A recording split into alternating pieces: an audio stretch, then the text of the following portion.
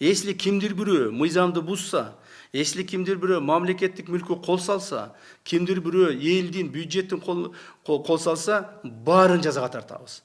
Ким болуп кетсе дагы, ал президенттин жакыны болобу, менин жакыным болобу, же башка бир мамлекеттик чоң кызмат иштеген адамдар болобу, же министрлер болобу. Бүгүн мына көрөсүңөр, бүгүн бир чоң эле саясатчыны,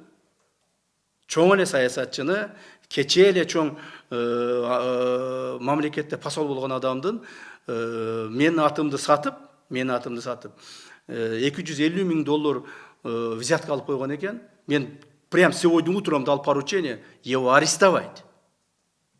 На него заявление поступило, показания поступило, видео поступило, фотографии поступило, как он получал эти деньги.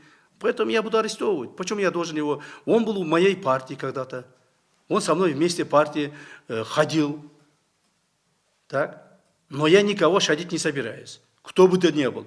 Если, не дай Бог, мои близкие, кто-нибудь из близких людей, сын, или братья, или кто-нибудь в нарушением закона ко мне попадет, я их посажу.